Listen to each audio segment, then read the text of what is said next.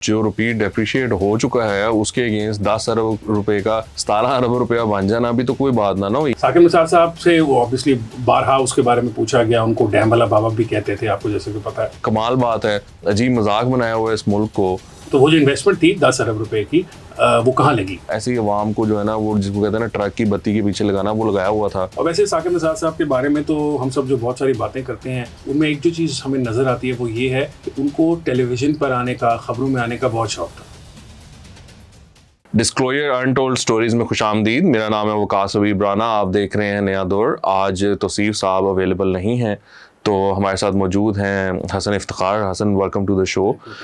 सो आज हुआ ही कुछ इस तरह है कि हमारे जो साबिक चीफ जस्टिस हैं साकिब निसार साहब, उन्होंने एक कमाल की स्टेटमेंट दी है। हम सोच रहे थे कि वो जो उन्होंने इतना ज़्यादा पैसा इकट्ठा किया था डैम फंड के लिए, वो कहीं उन्होंने हुकूमत को दे दिया होगा कि यार ये लगाओ इसको डैम फंड में, कोई डैम वगैरह जो आप बना रहे हो उसमें यूज़ करो। लेकिन आज पता ये चला है कि उन्होंने वो 10 अरब रुपया जो इकट्ठा हुआ था, पता नहीं किस किस की वो उसमें तनख्वाहें उन्होंने ले ली थी सारे अदारों की, और वो पता ये चला है कि वो 10 अरब को उन्होंने कहीं इन्वेस्ट कर दिया था और वो अब आकर हो गया पता नहीं 16-17 अरब रुपया। तो इस बारे में हम पूछते हैं हसन इफ्तिखार से।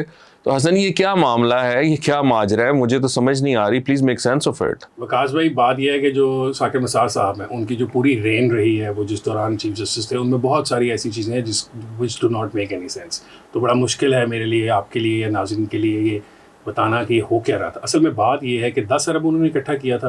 जैसा कि आपने बताया कि वो 10 अरब जो था, उसका बहुत बड़ा पार्ट जो है वो लोगों की तनख्वाहों से ज़बरदस्ती लिया गया। सरकारी मुलाजमीन की तनख्वाहें थी उसके अंदर, फेडरल गवर्नमेंट के एम्प्लॉयज़, प्रोविंशियल गवर्नमेंट्स के, स्पेशली पंजाब और खैबर पख्तूनख्वा के जो एम्प्लॉयज़ थे वो, और पाक फ़ौज जो है उनके जवानों ने वो पैसे दिए। और अगर आपको याद हो तो उस वक्त जो है ईदी जैसे जो इदारे थे उनसे भी डोनेशंस लिए गए उस वक्त। और सॉर्ट ऑफ वो जो डोनेशंस थे वो, अगर मैं ये कहूँ कि उस वक्त वो एक्सेस क्रिएट कर रहे थे जो हुकूमत वक्त थी उस वक्त, उसकी कॉरिडोर्स के अंदर, कि आप वो पैसे अगर डैम फंड में दे देते हैं तो आप उनकी गुड बुक्स में आ जाते हैं, तो शायद इमरान खान साहब से कोई मुलाकात हो जाती है। तो बहुत सारे लोगों ने उस चक्कर में भी पैसे दिए।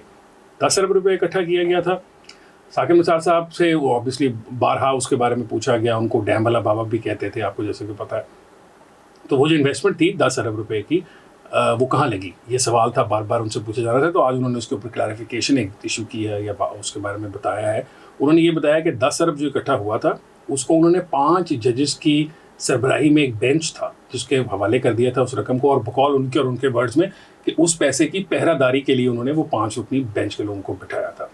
फिर उसके अलावा हमें आज ये बात पता चली है कि वो 5 रुकनी बेंच जो है वो ना सिर्फ जजेस थे माशाल्लाह, बल्कि वो काफ़ी अच्छे इन्वेस्टमेंट एडवाइजर्स भी थे। क्योंकि वो जो 10 अरब था उसको उन्होंने जो फर्दर इन्वेस्टमेंट्स करनी थी, कहाँ की जाएँ, क्या ख़रीदा जाए, प्लॉट ख़रीदा जाए या ना ख़रीदा जाए, ऑब्वियसली इस तरह की डिसीजन मेकिंग की थी। तो वो जो है उन्होंने की, वो 5 रुकनी जजेस का जो बेंच था, ये साकिब निसार साहब ने बताया। और वो जो पैसे हैं वो 17 अरब यानी कि 17 अरब हो गए। ये तकरीबन 70% की इंक्रीज़ है पिछले 5 साल के अंदर। तो अगर आप इसको इस तरीके से देखें इन्वेस्टमेंट एडवाइस के तौर पे, तो ऑब्वियसली पता नहीं उन्होंने कहाँ इन्वेस्ट किए थे, लेकिन बुरी इन्वेस्टमेंट नहीं रिटर्न था। लेकिन क्या अगर आप रियासत के तौर पे देखें, एक डैम जिसको उस वक्त बनाने के लिए 1600 अरब रुपया चाहिए था, आज आप देखें कि डॉलर की डिप्रिसिएशन जो हुई, रुपये की जो डिप्रिसिएशन हुई डॉलर के अगेंस्ट, शायद वो आज 4-4.5 हज़ार अरब रुपये पे वो डैम पहुंच गया होगा। तो उसके अंदर ये 17 अरब की क्या वैल्यू है, क्या आप खुद अंदाज़ा लगा सकते हैं। ऑप्टिक्स थी सारी अब, लेकिन चूंकि those optics are coming back to bite him, तो वो फिर इसलिए अपनी क्लैरिफिकेशन देते पाए जाते हैं। नहीं, लेकिन ये देखिए ना, अब जो रुपये डेप्रिशिएट हो चुका है उसके अगेंस्ट 10 अरब रुपए का 17 अरब रुपया बन जाना भी तो कोई बात ना हुई। ये तो आपने कहीं वैसे ही म्यूचुअल फंड्स में कहीं पर आई थिंक डिपॉजिट किया होता, शायद उससे ज़्यादा ये बन जाता। मेरा ख्याल नेशनल सेविंग में भी किया होता तो हाँ। बन जाता। तो ये क्या ड्रामेबाजी है, ये हमें क्या मतलब पागल बना रहे हैं। ये अवाम ने इतना पैसा लगाया, मैं बताऊँ आपको हसन, कि मैं जानता हूँ जो ओवरसीज़ पाकिस्तानीज़ हैं उन्होंने बहुत मतलब ईमानदारी से और खुलूस दिल से उन्होंने लाख 2-2 लाख जितनी उनकी सकत थी उन्होंने इसमें फ़ंड में डाला कि जी पाकिस्तान में डैम बनेगा, पता नहीं क्या एक पूरी मूवमेंट चलाई हुई थी। ऐसी अवाम को जो है ना, वो जिसको कहते हैं ना ट्रक की बत्ती के पीछे लगाना, वो लगाया हुआ था। और वज़ीर आज़म और आर्मी चीफ और चीफ जस्टिस, हर बैंक में ये इसका बैनर लगा होता था। आप ATM पे जाएं, ATM पे सबसे पहले नोटिफिकेशन ये आता था, रेडियो पर, टीवी पर, अरबों रुपए के मेरे ख्याल से एड्स तो इसी पर इसको वो करने पे चला दिए, और अब पता चल रहा है कि वो 10 अरब रुपया जो इकट्ठा हुआ था वो सिर्फ 17 अरब रुपया हुआ है। यहाँ तो आप मतलब ये क्या सिलसिला क्या है? ये सुप्रीम कोर्ट के जजेस कैसे बैठ के फैसला कर सकते हैं कि ये 10 अरब रुपए का हमने क्या करना है? ये इन्वेस्टमेंट बैंकर्स कब से बन गए? ये किस तरह हो सकता है? पाकिस्तान में जो लोग होते हैं उनका जो अपना काम होता है वो लोग वो नहीं करते, बाकी सब कुछ करते हैं। ऑब्वियसली आप मुख्तलिफ एग्जांपल्स हैं इस तरह, आप अफवाज पाकिस्तान की तरफ देख लें, वो सियासत में मुदाखलत करते हैं, उनका काम नहीं। इसी तरह जजेस जो हैं वो एडमिनिस्ट्रेटिव मामलात में काम टांग अड़ाते हैं। साकिब निसार साहब को बहुत शौक था डैम बनाने का। उनकी रिटायरमेंट के बाद जो वज़ीर आज़म उस वक्त के थे इमरान खान साहब, जब वो मेमन डैम के उन्होंने इफ्तिताह करना था तो वहाँ पे उन्होंने चीफ गेस्ट के तौर पे भी साकिब निसार साहब को बुलाया हुआ था। बल्कि if I am not wrong तो वो जो रिबन कटिंग सेरेमनी थी या जो इफ्तिताह का था वो उसके अंदर भी उनके साथ मिलकर, यानी जॉइंट इफ्तिताह था वज़ीर आज़म पाकिस्तान का और साबिक़ चीफ जस्टिस जो थे उस वक्त के। और वैसे साकिब निसार साहब के बारे में तो हम सब जो बहुत सारी बातें करते हैं और बहुत सारी गुफ्तगू करते रहे हैं, उनमें एक जो चीज़ हमें नज़र आती है वो ये है कि उनको टेलीविज़न पर आने का, ख़बरों में आने का बहुत शौक़ था।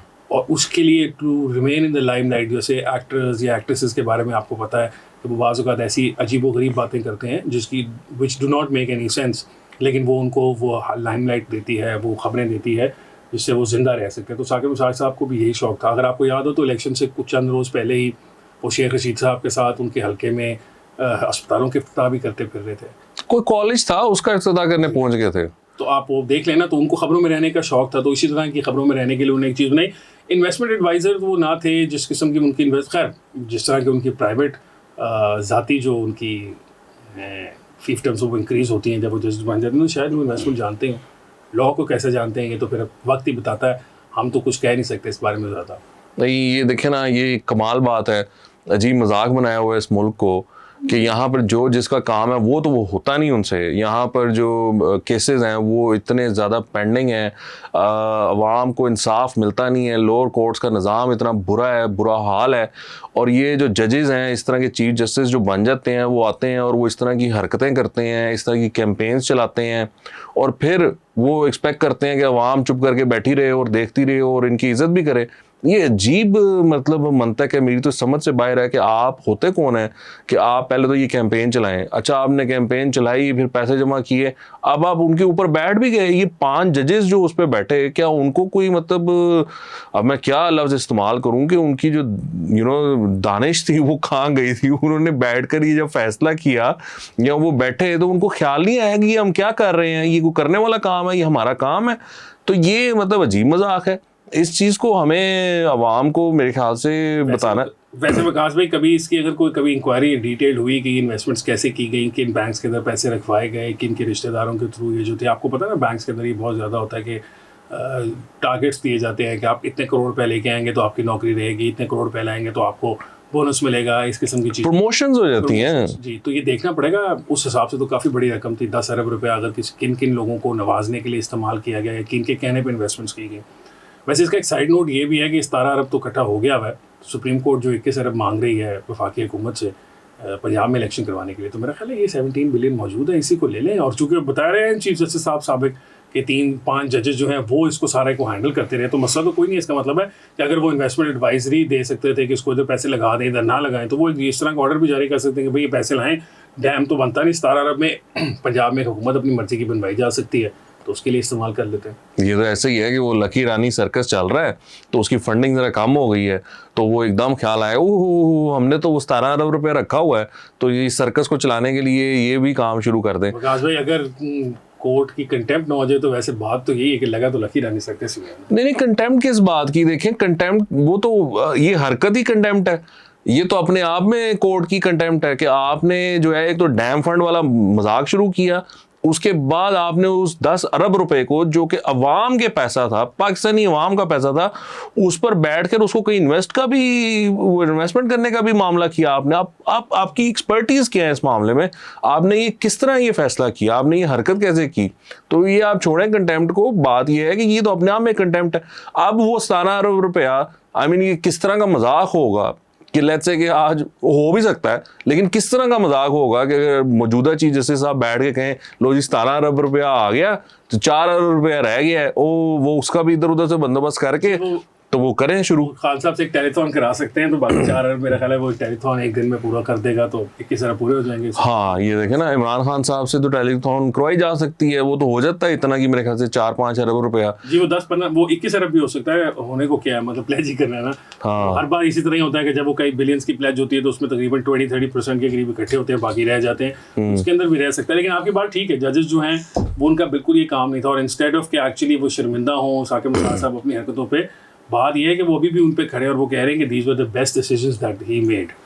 वेल अल्लाह माफ़ करे, मैं कहता हूँ अल्लाह रहम करे हम पर, हमारे हाल पर, कि इस यहाँ पर जो अदारे हैं जिनका काम है कि उनको हमारे एक आइन के नीचे कुछ प्रोटेक्शन है, कुछ उनको जिम्मेदारियाँ दी गई हैं कि आपने ये करना है, ये करना है, ये करना है, वो तो वो कर नहीं रहे, और जो उनका दिल आता है वो कर लेते हैं।